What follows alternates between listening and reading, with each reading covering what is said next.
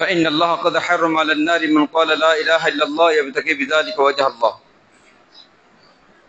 আলহামদুলিল্লাহ আলহামদুলিল্লাহ সকল প্রশংসা আল্লাহ রাব্বুল আলামিনের জন্য, যিনি আমাদেরকে মুসলিম করে সৃষ্টি করেছেন, যার দয়ায়, যার অনুগ্রহে আমরা মসজিদে এসে তাকে সিজদা করার জন্য সুযোগ পেয়েছি। আলহামদুলিল্লাহ। অসংখ্য অগণিত মানুষ যারা সুস্থ সবল থাকা সত্ত্বেও, তাদের হাতে সময় থাকার পরেও আল্লাহকে সিজদা করার জন্য তারা মসজিদে আসতে পারে নাই। আল্লাহ তাদের থেকে বাছাই করে আমাদেরকে মসজিদ পর্যন্ত নিয়ে আসছেন, যেন আমরা তাকে সিজদা করতে পারি। এটা আল্লাহর দয়া আমাদের প্রতি, আল্লাহর অনুগ্রহ। সালাতু সালাম বর্ষিত হোক নবী মুহাম্মদুর রাসূলুল্লাহ সাল্লাল্লাহু আলাইহি ওয়াসাল্লামের উপর, যার আদর্শের মধ্যে রয়েছে পুরো মানব জাতির জন্য মুক্তি এবং সফলতা। যে কোনো মানুষ, যে কোনো শ্রেণী পেশার মানুষ, যে কোনো রঙের মানুষ, নারী পুরুষ, যে কোনো বয়সেরই হোক,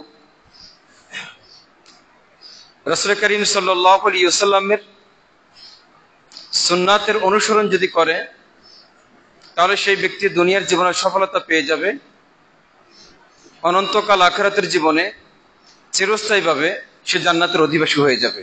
আল্লাহ আমাদেরকে কবুল করে নেন, আল্লাহুম্মা আমিন। সম্মানিত উপস্থিতি, মুহাম্মদুর রাসূলুল্লাহ সাল্লাল্লাহু আলাইহি ওয়াসাল্লাম আল্লাহর পক্ষ থেকে যে ওয়াহী তিনি পেয়েছেন, এটাকে উম্মতের কাছে পৌঁছাতে গিয়ে যে ত্যাগ তিনি স্বীকার করেছেন, অক্লান্ত পরিশ্রম করেছেন, সে তুলনায় অন্যান্য নবী রাসূলগণ হয়তো অনেকটাই কম করেছেন। শত বাধা বিপত্তি সত্ত্বেও রাসূলুল্লাহ সাল্লাল্লাহু আলাইহি ওয়াসাল্লাম ওয়াহীকে উম্মতের কাছে পৌঁছাতে কার্পণ্য করেননি, কোন রকমের ত্রুটি করেননি, কোন দুর্বলতা প্রদর্শন করেননি। আমরা এটা জানি, সর্বপ্রথম যখন ওয়াহী নাজিল হলো আর তিনি একটু ঘাবড়ে গেলেন, বাসায় আসলেন, শুয়ে পড়লেন, প্রচন্ড জ্বর চলে আসলো, ভয় ভীত সন্ত্রস্ত হলেন। আর ঠিক তখন আল্লাহ সুবহানাহু ওয়া তাআলা যখন জিবরিলকে আবার পাঠালেন, জিবরিল আসলেন, ইয়া আইয়ুহাল মুদ্দাসসির কুম ফাআনদির ওয়া রাব্বাকা ফাকাব্বির ওয়া সিয়াবাকা ফাতাহহির ওয়ার রুজজা ফাহজুর। আয়াতগুলো যখন ধারাবাহিকভাবে নাজিল হতে শুরু করলো, নবী করিম সাল্লাল্লাহু আলাইহি ওয়াসাল্লাম বিছানা থেকে উঠে গেলেন। যেখানে তিনি ভয় ভীত সন্ত্রস্ত, ভয়ে তিনি ঘাবড়ে গেলেন, জ্বর চলে আসলো। অপরদিকে আয়াত আবার নাজিল হলো, আল্লাহর এই দিন অন্যের কাছে পৌঁছাবার জন্য তাকে উঠে দাঁড়াবার কথা বললেন। তুমি দাঁড়াও, তোমার রবের বরত্ব ঘোষণা করো, তোমার রবের শ্রেষ্ঠত্ব ঘোষণা করো। সেই থেকে যে শুরু, পুরো 23 বছর পর্যন্ত রাসূলুল্লাহ সাল্লাল্লাহু আলাইহি ওয়াসাল্লাম অক্লান্ত পরিশ্রম করেছেন। রাতে, দিনে, সকালে, সন্ধ্যায়, সর্বাবস্থায় আল্লাহর পক্ষ থেকে যে ওয়াহী তিনি পেয়েছেন, এই ওয়াহীকে উম্মতের কাছে পৌঁছাতে গিয়ে কোন রকমের বাধাকে তিনি বাধা মনে করেননি, কোন চোখ রাঙ্গানিকে তিনি কোনো পরোয়া করেননি। সকল বাধা বিপত্তি ডিঙ্গিয়ে তিনি উম্মতের কাছে আল্লাহর দ্বীনকে পৌঁছে দিয়েছেন। আল্লাহ সুবহানাহু ওয়া তাআলা সেই রাসূলের প্রতি অজস্র শান্তি বর্ষণ করুন। আল্লাহুম্মা সাল্লি আলাইহি, আল্লাহুম্মা বারিক আলাইহি। সম্মানিত উপস্থিতি, আমরা আজকে সামান্য একটা বিষয় নিয়ে শুধু আলোচনা করব, অর্থাৎ আল্লাহর শ্রেষ্ঠত্ব, আল্লাহর যে মহত্ব, মর্যাদা, এটাকে মানুষ যে তুলনায় নিয়ে আসছে, শুধু তুলনাটা করে দেখাবো। মানুষকে কতটা মর্যাদা দেয়, মানুষ তার স্রষ্টাকে কতটুকু সম্মান করে, মর্যাদা দেয়। মানুষের শ্রেষ্ঠত্ব কতটুকু, রবের শ্রেষ্ঠত্ব কতটুকু, মানুষ এটাকে কিভাবে মূল্যায়ন করে। লোকমান আলাইহিস সালাম তার সন্তানকে ডেকে বলছেন, ইয়া বুনাইয়া লা তুশরিক বিল্লাহ ইন্না শিরকা লাযুলমুন আযীম। এটা আমরা অনেকবার শুনেছি, অনেক আলোচনা শুনেছি, অনেক খতিব আলোচনা করেছেন, আমরা নিজেরাও পড়েছি। হে আমার প্রিয় বৎস, আমার সন্তান, তুমি শিরক করো না, কারণ এটা সবচেয়ে বড় জুলুম, এটা সবচেয়ে বড় অপরাধ, এটা সবচেয়ে বড় পাপ। এত জঘন্য পাপ এটা একজন ব্যক্তির অতীত জীবনের সকল ইবাদতগুলোকে নষ্ট করে দেয়। শিরক এটা মানুষের সকল ইবাদতগুলোকে বরবাদ করে দেয়। এই বাবা ডান হাত দিয়ে খাও, ডান হাত দিয়ে খাও। মানুষের সকল আমল জীবনে সে যতটুকু করুক, একদিন মাত্র শিরক করলো, একদিন শিরক করবার কারণে তার অতীত জীবনের সকল ভালো কাজগুলো পণ্ড হয়ে যাবে। বাজারে দুধ বিক্রি করতে যখন গোয়ালরা দুধ নিয়ে আসে, সে যদি অল্প পরিমাণে ভালো দুধ নিয়ে আসে, খাঁটি, যার মধ্যে কোনো ভেজাল নেই, 5 লিটার দুধ নিয়ে আসলো, প্রতি লিটার 100 টাকা, সাথে আরো কিছু দুধ নিয়ে আসলো, তার মধ্যে কোনো বাচ্চার পেশাব পড়ে গেছে, অনেকগুলো দুধ, 40 লিটার দুধ নিয়ে আসলো, সেখানে কোনো বাচ্চা পেশাব করতে গেল আর একটু পড়ে গেছে সেখানে, সে প্রকাশ্যে বলেও দিল এটা খাঁটি, কোনো ভেজাল নেই, 100 টাকা লিটার, আর এটার মধ্যে একটু পেশাব পড়ে গেছে, এটা 40 টাকা লিটার। কেউ কিনবে? জেনে শুনে ইচ্ছাকৃত ভাবে যে দুধে পেশাব পড়ে গেল, নিশ্চয়ই কেউ কিনবে না। আর যদি বলে না 40 টাকা দিতে হবে না, কেউ যেহেতু নিচ্ছ না, ঠিক আছে 10 টাকা করে দাও, 10 টাকা লিটার, তাও তো কেউ নিবে না। কেন? এটা পুরোটাই নষ্ট। জেনে শুনে ইচ্ছাকৃত ভাবে কেউ তো পেশাব কিনবে না। একদিকে হারাম, অপরদিকে এটা খাওয়া যাবে না, এটা খাওয়ার অনুপযুক্ত। এই সামান্য পরিমাণ পেশাব যেমন 40 লিটার দুধকে সম্পূর্ণটাই নষ্ট করে ফেলছে। একজন ব্যক্তি 80 বছর পর্যন্ত ইবাদত করলো, 80 বছর ইবাদত করবার পরে একদিন শুধুমাত্র শিরক করলো আল্লাহর সাথে, তার 80 বছরের সকল ইবাদতটাই নষ্ট হয়ে গেল, 80 বছরের পুরো ইবাদতটাই বাতিল, শেষ। এটা কোনো বিনিময় সে আর পাবে না। লোকমান আলাইহিস সালাম তাই তার সন্তানকে খুব মমতার সুরে তাকে বলছেন, হে প্রিয় বৎস, তুমি আল্লাহর সাথে শিরক করো না, এটা বড় অপরাধ। আমরা আমাদের সন্তানদেরকে শিরক সম্পর্কে সচেতন করি না, আমাদের সন্তানদেরকে দিন সম্পর্কে সচেতন করি না, নবী মুহাম্মদ সাল্লাল্লাহু আলাইহি ওয়াসাল্লামের সুন্নাত সম্পর্কে তাদেরকে সচেতন করি না।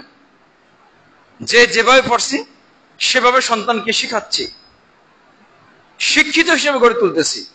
কোন শিক্ষা শিক্ষিত?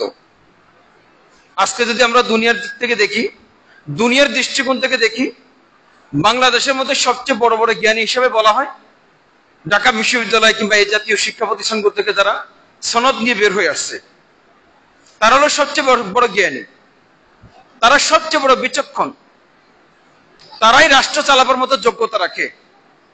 আমরা তো দেখতেই পাচ্ছি এই পর্যন্ত বাংলাদেশ স্বাধীন হওয়ার পর থেকে যারা রাষ্ট্র পরিচালনা করে আসছে, বা এই ধারাবাহিকতায় যারা আসছে বা যারা আসবে, তাদের কার্যক্রমগুলো কি? এগুলো তো লুকোচুরি করার বিষয় না। রাসূলুল্লাহ সাল্লাল্লাহু আলাইহি ওয়াসাল্লাম হাদিস, যেটা আমরা ছোটবেলায় অনেকেই মুখস্থ করে ফেলছি, ছোটবেলা থেকে, খায়রুকুম মান তাআল্লামাল কুরআনা ওয়া আল্লামা। মোটামুটি সবার কম বেশি মুখস্থ আছে, আর না মুখস্থ থাকলেও অনেকবার আমরা শুনেছি এটা।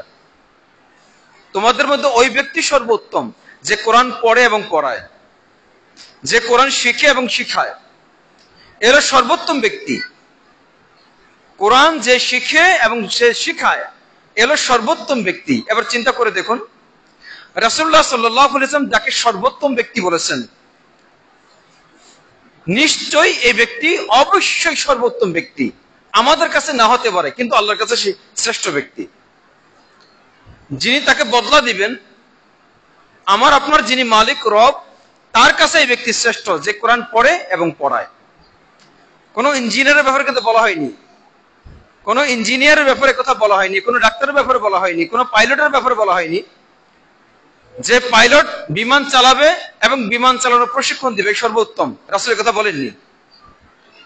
যে ইঞ্জিনিয়ার হবে এবং অন্যদেরকে ইঞ্জিনিয়ারিং শিখাবে এ সর্বোত্তম, রাসূল কথা বলেননি। যে ডাক্তারি বিদ্যা অর্জন করবে এবং অন্যকে ডাক্তার বানাবে এ সর্বশ্রেষ্ঠ, রাসূল কথা বলেননি। বরং কি বলছেন, যে কোরআন পড়ে এবং পড়ায় এ সর্বোত্তম ব্যক্তি, সর্বশ্রেষ্ঠ ব্যক্তি। সম্মানিত উপস্থিতি, আমরা আমাদের সন্তানদেরকে কি বানাচ্ছি? আমাদের সন্তানদেরকে কোন শিক্ষায় শিক্ষিত করতেছি? আমরা কিন্তু অন্যের সন্তান দিন শিক্ষক এটা পছন্দ করি, অন্যের সন্তান দিন শিক্ষক এটা পছন্দ করি, নিজের সন্তান দিন শিক্ষক এটা পছন্দ করি না। কেন? এই দিন শিখলে দুনিয়া অর্জন করা যাবে না, দুনিয়া কামাই করা যাবে না, দুনিয়াতে প্রতিষ্ঠিত হওয়া যাবে না। এটাই তার বাস্তবতা। জাহাঙ্গীরনগর বিশ্ববিদ্যালয়ের পিছনে একটা মসজিদ আমি অনেকদিন দায়িত্ব পালন করেছিলাম মাদ্রাসা আসার আগে। তো ওখানে আমি যেটা দেখেছি, সালাফি আকীদায় বিশ্বাসী একজন ব্যক্তি যিনি মসজিদের মূল দায়িত্বশীল, জায়গা ওনার, মসজিদের যাবতীয় অবকাঠামো তার তত্ত্বাবধানে, তার খরচে হয়েছে।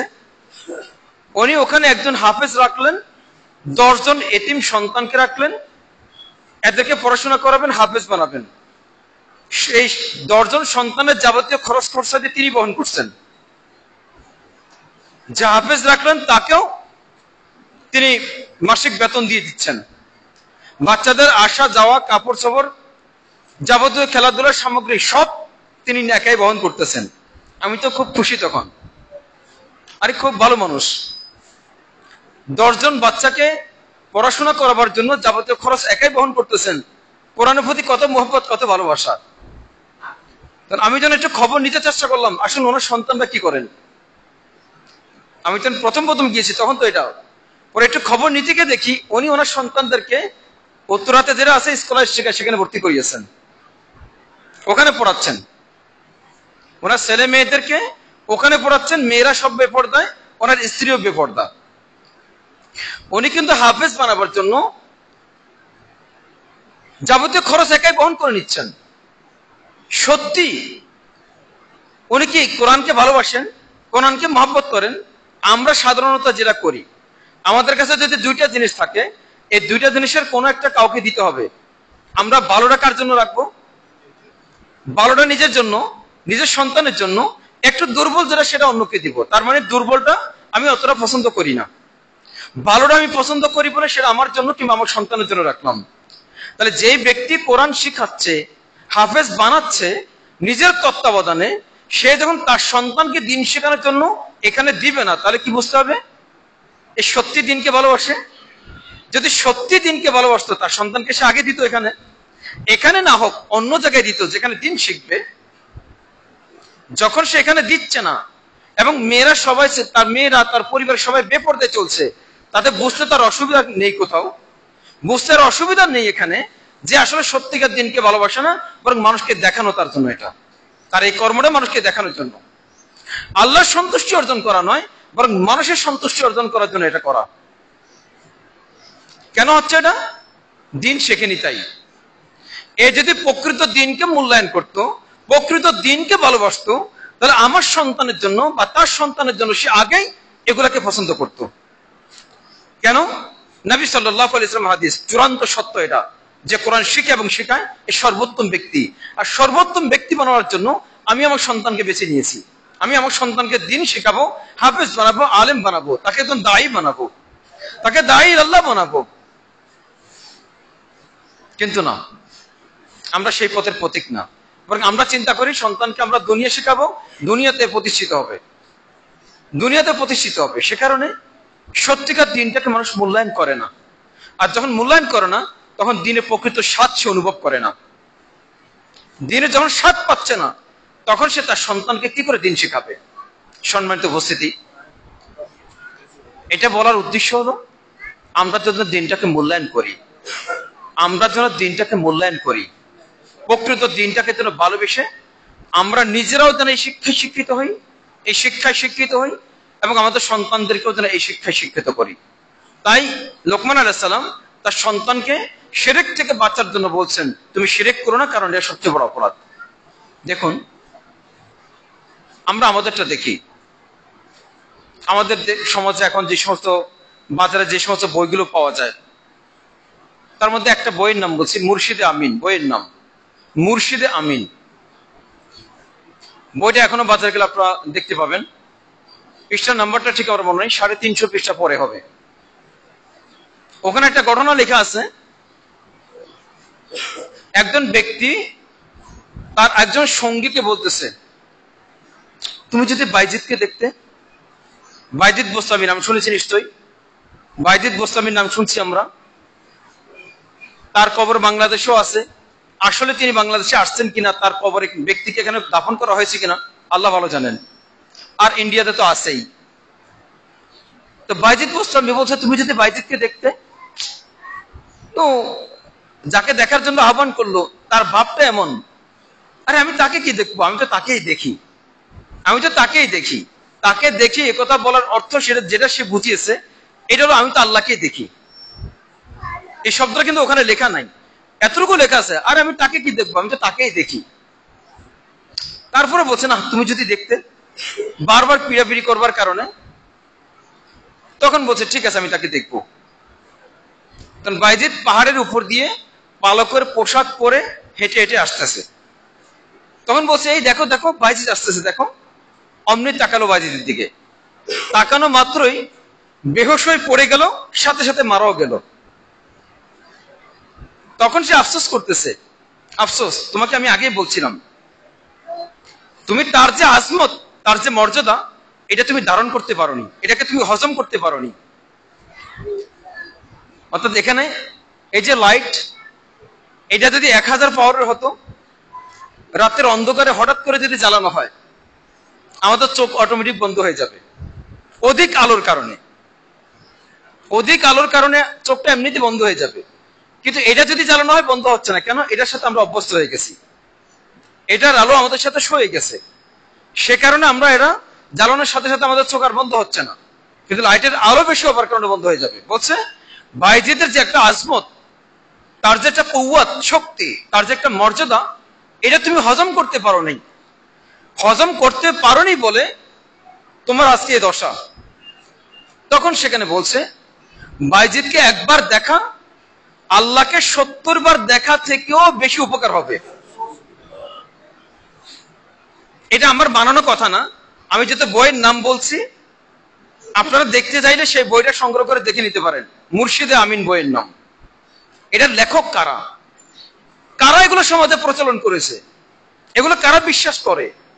যারা লেখক তারা তো সাধারণ কেউ না। যারা লেখক, ঢাকা আলিয়ার 2 জন মুহাদ্দিস, হেড মুহাদ্দিস, এই বইটাকে বাংলায় অনুবাদ করেছেন। এত বড় বড় মুহাদ্দিস, এত বড় আলেম, তাদেরও বিশ্বাস এটা, বাইজিদকে একবার দেখা আল্লাহকে 70 বার দেখা থেকে বেশি উপকার হবে। এই ব্যক্তির ঈমান থাকবে, এই ব্যক্তি যতদিন ইবাদত করবে তার ইবাদত কবুল হবে। এই যে 40 লিটার দুধের মধ্যে সামান্য একটি পেশাব, এটা যেমন সমস্ত দুধটাকে বরবাদ করে দিয়েছে, এই সামান্য একটা বিশ্বাস এই ব্যক্তির জীবনের সকল ইবাদত গুলোকে বরবাদ করে দিচ্ছে। শেষ, আর কোনো নেই তার কিছুই। ভালো কর্ম বলতে তার জীবন আর কিছুই নেই। সে আল্লাহকে সেজদা করুক আর নাই করুক, এতে কিচ্ছু আসে যায় না। শুধু এই বিশ্বাসটুকু তাকে জাহান্নামে নেওয়ার জন্য যথেষ্ট। আমরা কোথায়, আমরা কোথায়, আমরা কি আকীদা বিশ্বাস করি? অথচ রাসূলুল্লাহ সাল্লাল্লাহু আলাইহি ওয়াসাল্লামের হাদিস সহিহ মুসলিমের মধ্যে রয়েছে, ফাইনাল্লাহ ক্বাদ হারামা আলান নারি মান ক্বালা লা ইলাহা ইল্লাল্লাহ ইয়াবতাকি বিযালিকা ওয়াজহা আল্লাহ।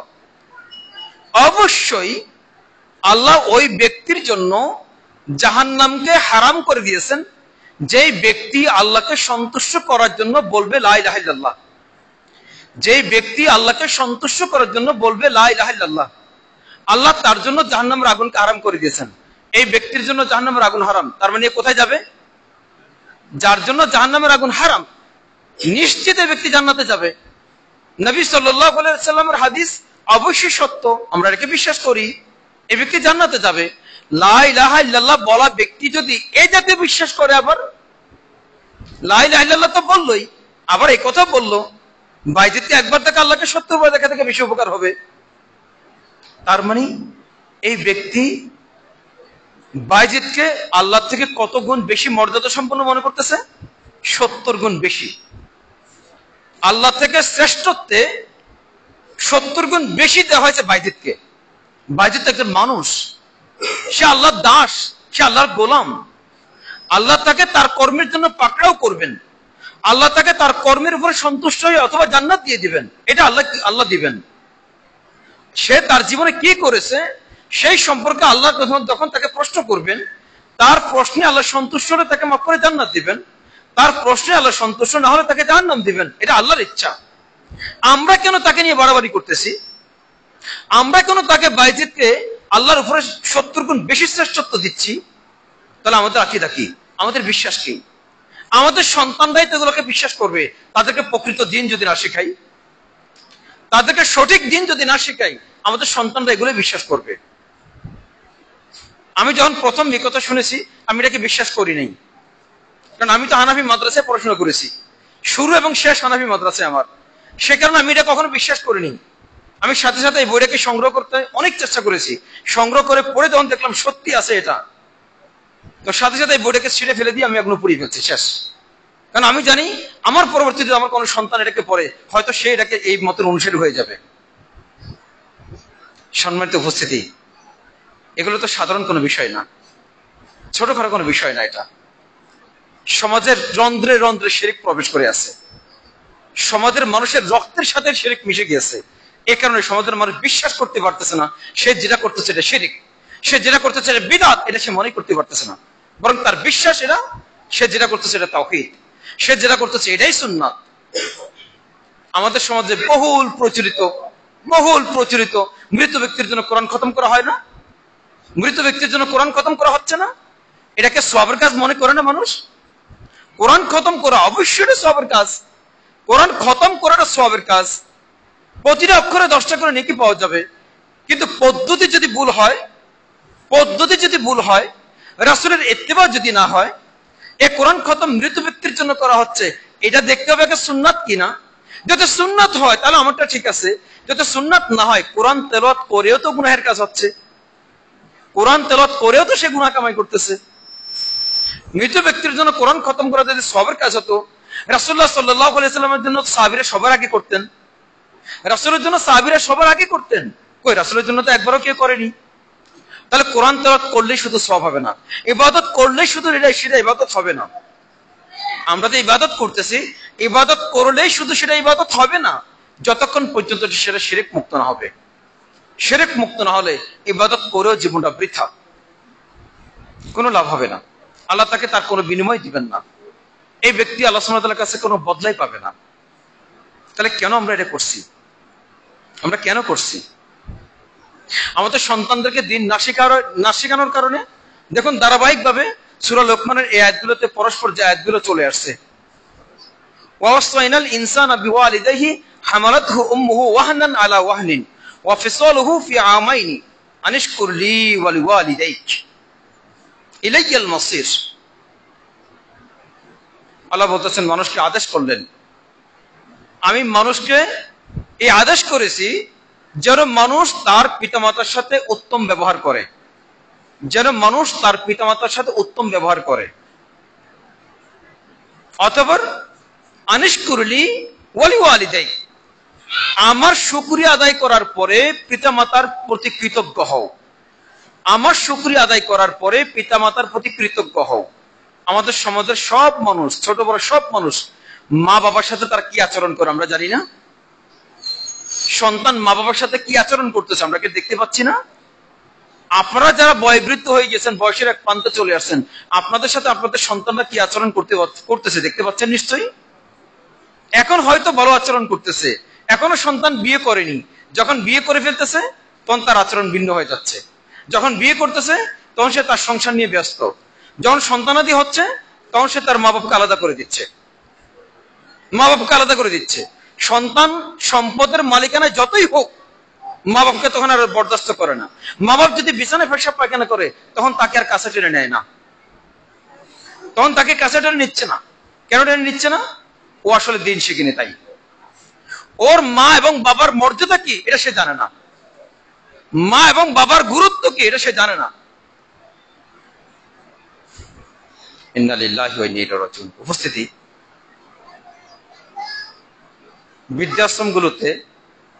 বৃদ্ধাশ্রম যেগুলো আছে, ওই সমস্ত বৃদ্ধাশ্রমগুলোতে কোনো রিক্সাওয়ালার মাকে ছেড়ে রেখে আসেনি, রিক্সাওয়ালা তার মাকে রেখে আসেনি।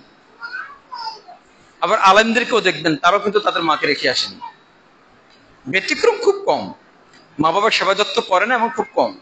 তবে আলেমরা সাধারণত তাদের মা বাপকে বৃদ্ধাশ্রমে রেখে আসেনি, কোনো রিক্সাওয়ালা রেখে আসেনি, কোনো দিন মজুর রেখে আসেনি, কোনো খেটে খাওয়া মানুষ তার মাকে বাপকে বৃদ্ধাশ্রমে রেখে আসেনি। কারা রেখে আসছে? যাদের অনেক টাকা আছে, অনেক সম্পদ আছে, অনেক সম্পদ আছে, তারা তাদের মা বাপকে শেষকালে বৃদ্ধাশ্রমে রেখে চলে আসতেছে, আর মাকে বাপকে মেনে নিতে পারতেছে না। এটা আমরা স্বচক্ষে দেখার পরেও আমরা আমাদের সন্তানদেরকে প্রকৃত দিন শেখাচ্ছি না, তাদেরকে প্রকৃত দিন শেখাচ্ছি না। তারা যখন দিনকে মূল্যায়ন করবে না, দিনের মূল্য তাদের কাছে থাকবে না, দিনের মর্ম যখন তারা বুঝবে না, তখন তারা আমাদের সাথে সুন্দর আচরণ কি করে করবে? ইলাইয়াল মাসির, তোমাদেরকে আমার কাছেই আসতে হবে, আমার কাছে তোমাদেরকে আসতে হবে। মা বাবার সাথে অবাধ্য আচরণ করবে, তাদের সাথে খামখেয়ালিপনা আচরণ করবে, মনে রেখো তোমাকে কিন্তু আমার কাছে আসতে হবে। আল্লাহ সুবহানাহু ওয়া তাআলা বান্দাকে এই নির্দেশগুলো দেওয়ার পরে আবার বলতেছেন, ওয়া ইন জাহাদাকা আলা আন তুশরিকা বিমা লাইসা লাকা বিহি ইলমুন ফালা তুতি'হুমা ওয়া সাহিবহুমা ফিদ দুনিয়া মা'রুফা ওয়াত্তাবি' সাবিলা মান আনাবা ইলাইয়া ইন্নাল্লাহা লাতীফুন খাবীর। আল্লাহ সুবহানাহু ওয়া তাআলা বলতেছেন, তোমাকে যদি তোমার মা বাবা আমার সাথে শিরক করার জন্য বল প্রয়োগ করে, চাপ প্রয়োগ করে, তোমাকে যদি চাপ দেয়, আমার সাথে শিরক করার জন্য তোমার মা বাপ যদি তোমার উপরে বল প্রয়োগ করে, যে ব্যাপারে তোমার কোনো জ্ঞান নেই, ফালা তুতি'হুমা, তুমি তাদের অনুসরণ করবে না।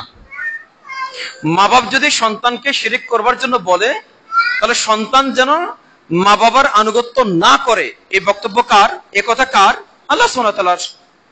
কিন্তু আল্লাহ বলতেছেন আবার ওয়াসাহিবহুমা ফিদ দুনিয়া মা'রুফা, যে মা বাপ সন্তানকে শিরক করতে বলে, সে মা বাপ মুসলিম না মুশরিক? মুশরিক। মুশরিক মা বাবার সাথে কি আচরণ করতে হবে আল্লাহ সেটাও বলে দিচ্ছেন। ওয়াসাহিবহুমা ফিদ দুনিয়া মা'রুফা, তোমার এই মুশরিক মা বাবার সাথে দুনিয়াতে উত্তম পন্থায় বসবাস করো, মা বাবার সাথে উত্তম আচরণ করো। তোমার মা বাপ মুশরিক, এই মুশরিক পিতামাতার সাথে সর্বোত্তম ব্যবহার তুমি করো। তাই মুশরিক মা বাবার সাথে যে উত্তম ব্যবহার করতে হয়, যে মা বাবা মুসলিম তার সাথে কি আচরণ করতে হবে? তার সাথে কেমন আচরণ করতে হবে? সম্মানিত উপস্থিতি, আমাদের সন্তানরা আমাদের পিতামাতার সাথে উত্তম ব্যবহার করে না। আমাদের সমাজের সন্তানেরা তাদের পিতামাতার সাথে উত্তম ব্যবহার করে না। কেন করে না? ও তো দিন শেখেনি, ওকে তো দিন শেখানো হয়নি। বাবা নিজেও দিন জানে না, সন্তানও দিন জানে না। বাবা দিন বুঝে না, সন্তানও দিন বুঝে না। বাবা নিজে দিন পালন করে না, সন্তানও দিন পালন করে না। এই সন্তান তার বাবার কদর কি বুঝবে? এই সন্তান তার পিতামাতার মূল্যায়ন কি করবে? সে ও তো জানে না কিছু, ও তো কিছুই জানে না।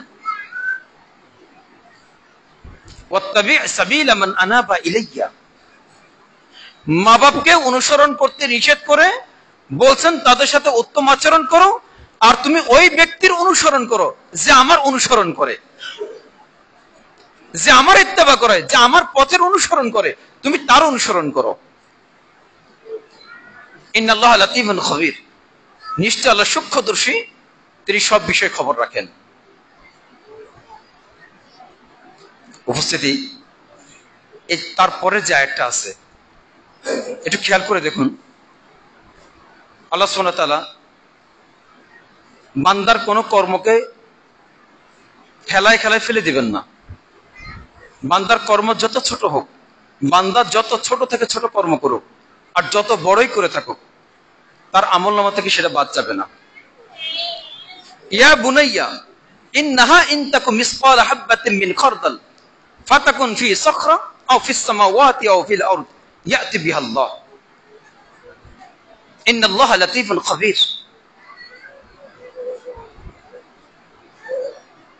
ইয়া বুনাইয়া ইন্নাহা ইনতাকুম মিসকালা হাববাতিন মিন খারদাল, হে বৎস, তুমি যদি কোনো কাজ করো সরিষার দানা পরিমাণ, তুমি যদি কোনো কাজ করো ভালো কিংবা মন্দ, পাপের কাজ কিংবা সওয়াবের কাজ, ভালো কাজ কিংবা মন্দ কাজ, এটা যদি সরিষার দানা পরিমাণ হয়, এটা যদি সরিষার দানা পরিমাণ হয়, আর এটা কোথায় আছে?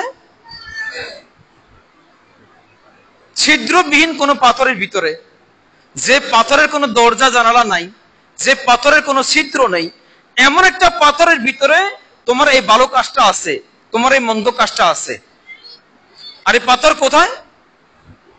পাথরের ভিতরে আছে, অথবা আসমানের কোথাও আছে। ফাতাকুন ফি সখরা আও ফিস সামাওয়াতি, তোমার এই ভালো কাজটা হয় পাথরের মধ্যে আছে, না হলে আসমানের কোন এক প্রান্তে আছে। আও ফিস সামাওয়াতি আও ফিল আরদি, অথবা জমিনের কোন একটা কোণার মধ্যে পড়ে আছে, জমিনের কোন একটা অংশের মধ্যে আছে। ইয়াতি বিহাল্লাহ, ইয়াতি বিহাল্লাহ, আল্লাহ সেটাকে নিয়ে আসবেন। আল্লাহ ওই ছোট্ট থেকে ছোট্ট ভালো কাজ যেটা তুমি করেছো, এটাকে আল্লাহ নিয়ে আসবেন, কিংবা মন্দ কাজ আল্লাহ ওইটাকে নিয়ে আসবেন। সেটা কতটুকু? আয়াতের শুরু অংশে যেটা বলছেন, হাববাতিন মিন খারদাল, হাববাতিন মিন খারদাল, মিসকাল হাববাতিন মিন খারদাল, সরিষার দানা পরিমাণ। একটা সরিষা, ছোট্ট ছোট্ট সরিষা, এটাকে যদি 70 ভাগ করা হয়, হয়তো আমরা খালি চোখে দেখতেও পাবো না। একটা সরিষাকে 70 ভাগ যদি করা হয়, আমরা হয়তো এই সরিষার 70 ভাগের 1 ভাগকে খালি চোখে দেখতেও পাবো না। এই পরিমাণ, যাররা পরিমাণ ভালো কাজটা পাথরের ভিতরে, যাররা পরিমাণ এই মন্দ কাজটা পাথরের ভিতরে আছে, অথবা আসমানের কোন প্রান্তে আছে, অথবা জমিনের কোন একটা অংশের মধ্যে আছে, আল্লাহ সুবহানাহু ওয়া তাআলা সেটাই নিয়ে আসবেন, দাড়ি পাল্লায় ওজন করবেন। বাঁচার কোনো পথ নেই, বাঁচার কোনো পথ নেই, কারোর জন্য না, কারোর জন্য না।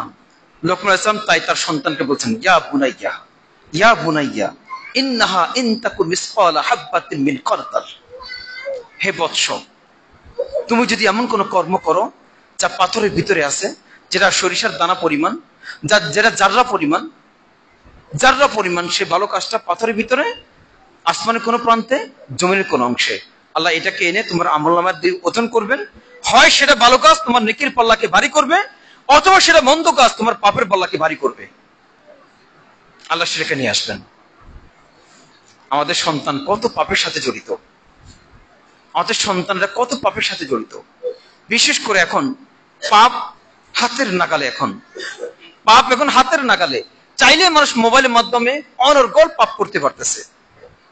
নিশ্চিন্তে সন্তান পাপের সাথে জড়িত, পিতামাতা জানে, কিন্তু বেখবর, সন্তানের ব্যাপারে উদাসীন। জানে সন্তান পাপের সাথে জড়িত, কিন্তু জেনেও কি বলছে, আর ঠিক আছে, ও ছোট মানুষ, বড় হলে ঠিক হয়ে যাবে, ও এখনো ছোট, বড় হলে ঠিক হয়ে যাবে। যে যেটার সাথে অভ্যস্ত, এটা সে বড় হয়ে ছাড়তে পারতেছে না। যেমন আমরা ধূমপায়ীদেরকে দেখি, ধূমপায়ীদেরকে দেখি ছোটবেলা থেকে ধূমপান করতে করতে বয়সের শেষ প্রান্তে কাশতে কাশতে শেষ হয়ে যাচ্ছে জীবন, তাও ধূমপান ছাড়তে পারতেছে না। জর্দা খেতে খেতে সুন্দর দাঁতগুলোকে তরমুজের বিচির মতো বানিয়ে ফেলছে, কিন্তু তারপরও ছাড়তে পারতেছে না। নাই এমন লোক নাই?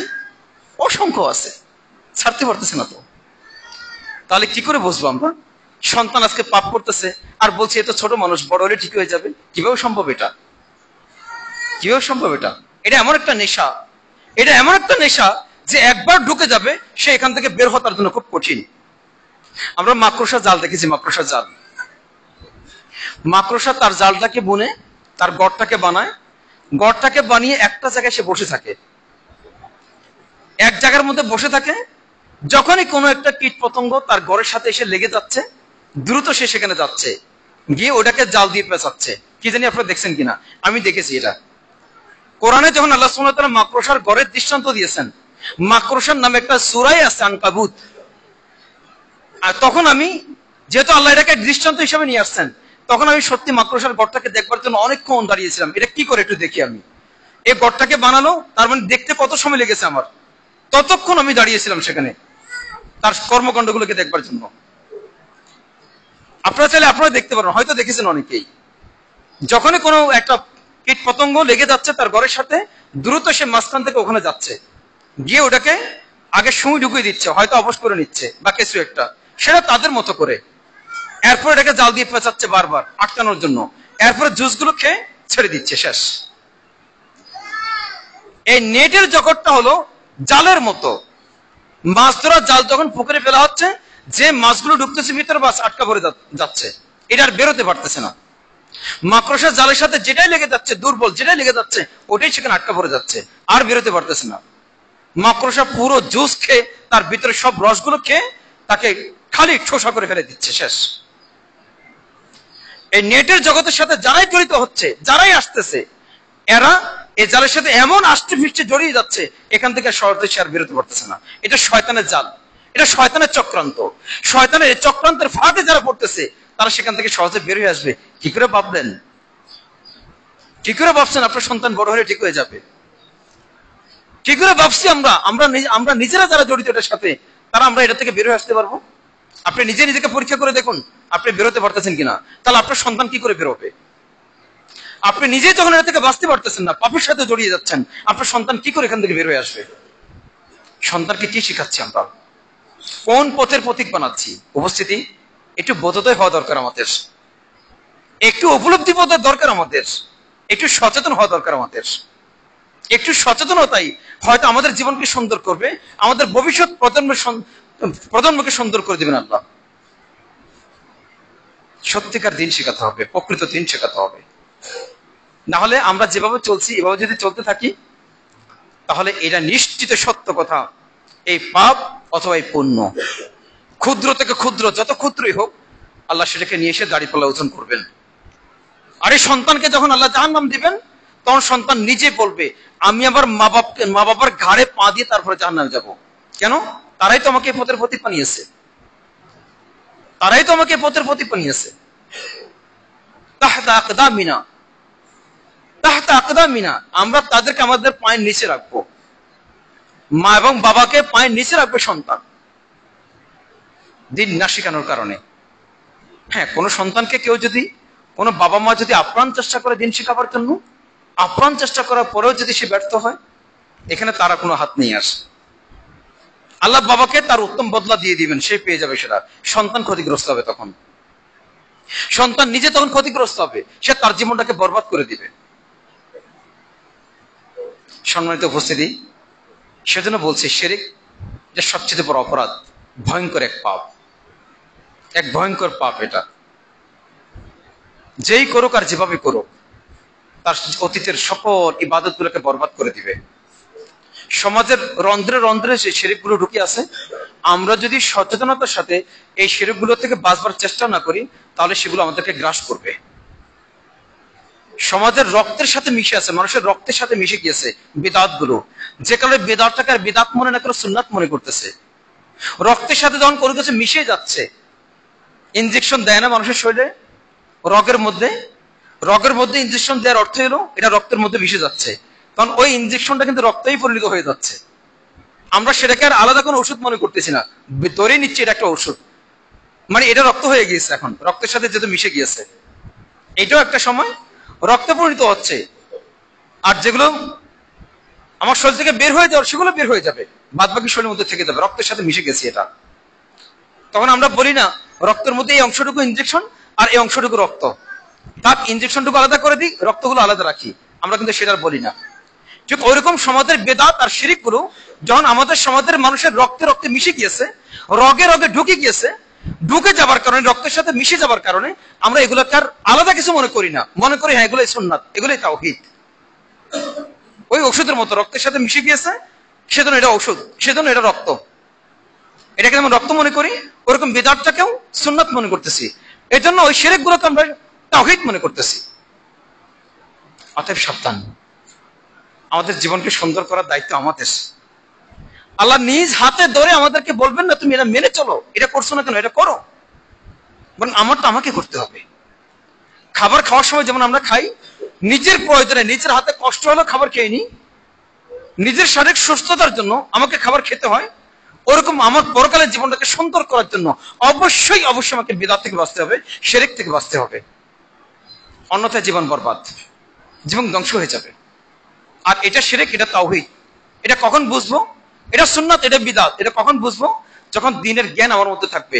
সেই প্রথম হাদিস যেটা বলছিলাম, খায়রুকুম মান তাআল্লামাল কুরআনা ওয়া আল্লামা, যে দিন শিখে, যে কোরআন পড়ে এবং পড়ায়, যে কোরআন পড়ে এবং পড়ায়, এর সর্বোত্তম ব্যক্তি। আমরা কোনটা হতে চাই? আমরা কোনটা হতে চাই?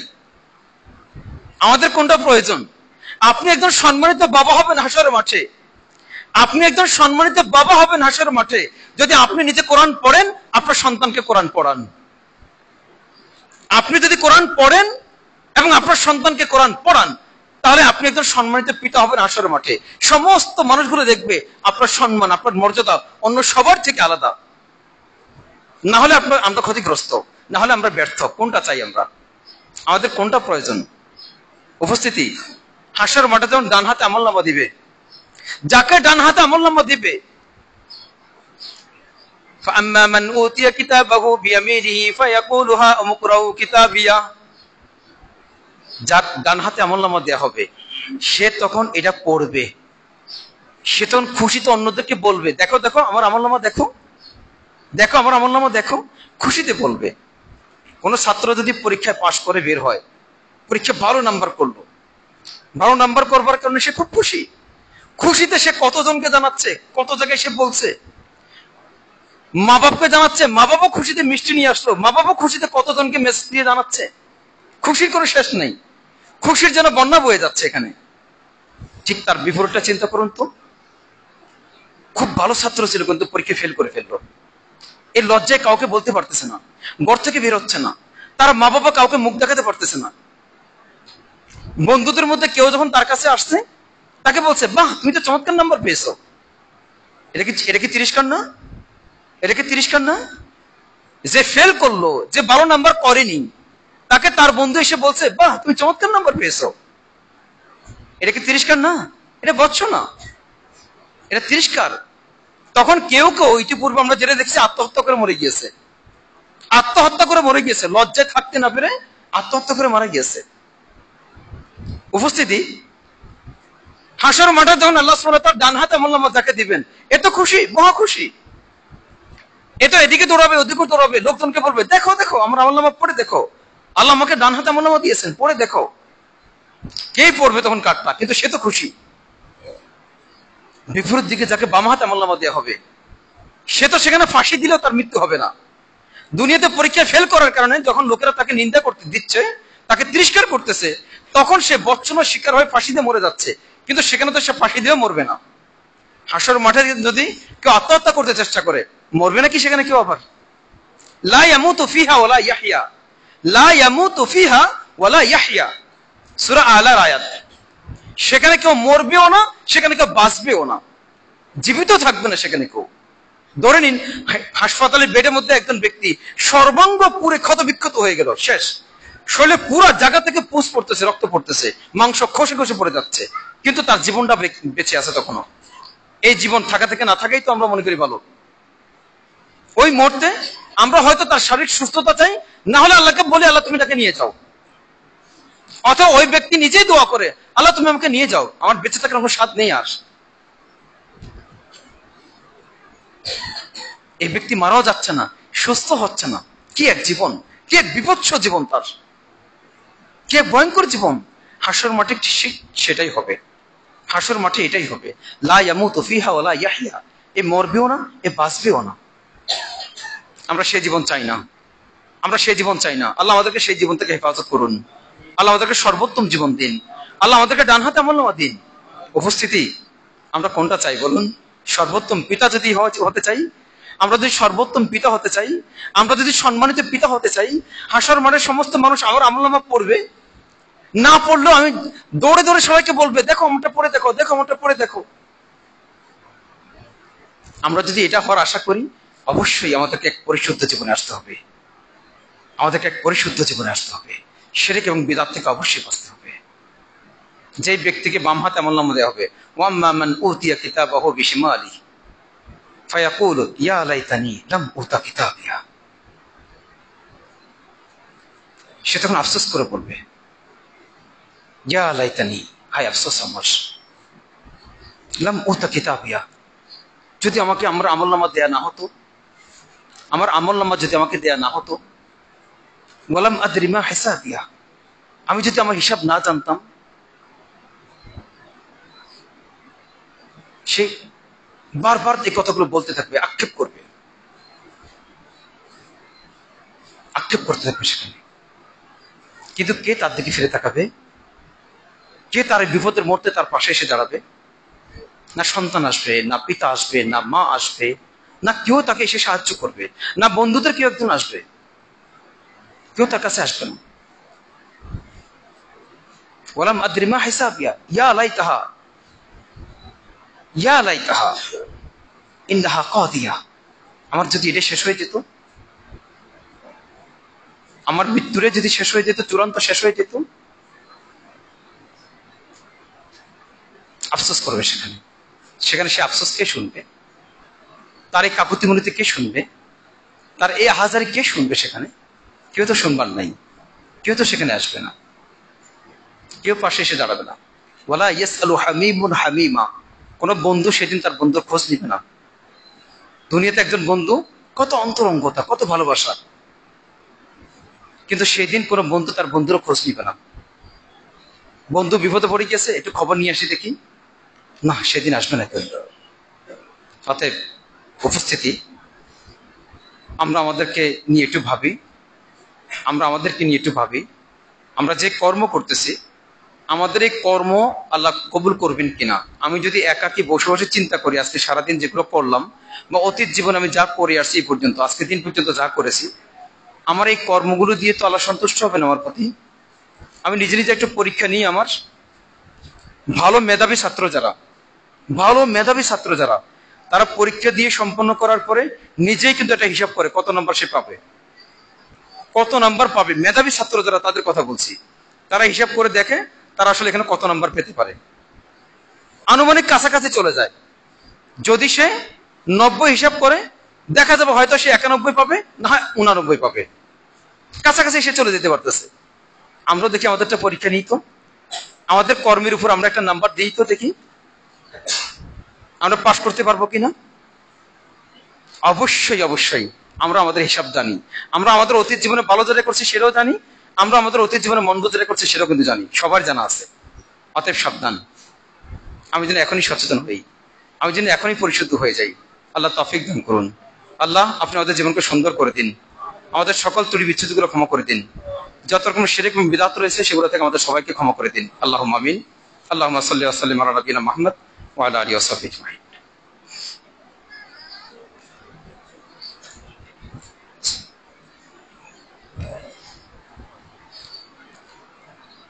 আলহামদুলিল্লাহ হামদান কাসীরান তাইয়িবান মুবারাকান ফীহি। আল্লাহুম্মা সাল্লি ওয়া সাল্লিম আলা নাবিয়িনা মুহাম্মদ ওয়া আলা আলিহি ওয়া সাহবিহি আজমাইন। ইয়া আইয়্যাতুন নাফসুল মুতমাইন্নাহ ইরজি' ইলা রাব্বিকা রাদিয়াতাম মারদিয়্যাহ ফাদখুলি ফি ইবাদি ওয়াদখুলি জান্নাতি। আল্লাহ সুবহানাহু ওয়া তাআলা তার প্রিয় বান্দাদেরকে ডেকে বলছেন, আল্লাহ তার প্রিয় বান্দাদেরকে ডেকে বলছেন, হে প্রশান্ত আত্মা, হে প্রশান্ত আত্মা, ইয়া আইয়াতুহান নাফসুল মুতমাইন্নাহ ইরজি' ইলা রাব্বিক, তুমি তোমার রবের দিকে ফিরে আসো, তুমি তোমার রবের দিকে ফিরে আসো। ইরজি' ইলা রাব্বিক রাদিয়াতাম মারদিয়্যাহ, সন্তোষ ভাজন হয়ে, সন্তুষ্ট চিত্তে তুমি তোমার রবের দিকে ফিরে আসো। সন্তোষ ভাজন হয়ে, তার মানে আমি যেন যে কর্মগুলো করছি, এ কর্ম করার কারণে আল্লাহ আমার প্রতি সন্তুষ্ট হয়ে যান, এমন কাজ আমাকে করতে হবে। যারা অফিস আদালতে চাকরি করেন, চাকরির জীবন আপনার কোনো ত্রুটি করেননি, আপনার ইচ্ছা আপনার মালিক যেন আপনার প্রতি সন্তুষ্ট থাকে, আপনি এভাবে করে কর্ম করতেছেন,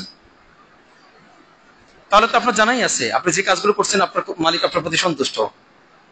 আমি যেন এমন সন্তোষ ভাজন হয়ে যাই আমার রবের কাছে, আল্লাহ ঠিক সেটাই বলছেন, আমি যেন এমন সন্তোষ ভাজন হয়ে যাই এবং সন্তুষ্ট চিত্তে চলে যাই। আমি আল্লাহর প্রিয় বান্দা, আমি সন্তুষ্ট চিত্তে আল্লাহর দিকে ফিরে যাচ্ছি, এমনটা যেন হয়। সন্তোষ ভাজন হয়ে, সন্তুষ্ট চিত্তে তুমি তোমার রবের দিকে ফিরে আসো।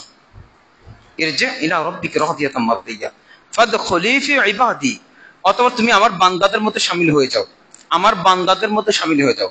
আমার বান্দা মানে আল্লাহ বলতেছেন আমার বান্দাদের মধ্যে শামিল হও। তাহলে যারা আল্লাহর নাফরমানি করে, যারা আল্লাহর দাসত্ব করে না, যারা আল্লাহর গোলামি করে না, তারা আল্লাহর নাফরমান বান্দা। তাই তাদেরকে আল্লাহ নিজের বান্দা না বলে এই ব্যক্তিদেরকে বলছেন, যারা ভালো মানুষ তাদেরকে বলছেন আমার বান্দাদের মধ্যে তুমি শামিল হয়ে যাও। ওয়াদখুলি জান্নাতি, অতঃপর আমার জান্নাতে প্রবেশ করো। আল্লাহ বলছেন আমার জান্নাত, আল্লাহর জান্নাতে প্রবেশ করতে বলছেন তার বান্দাদেরকে।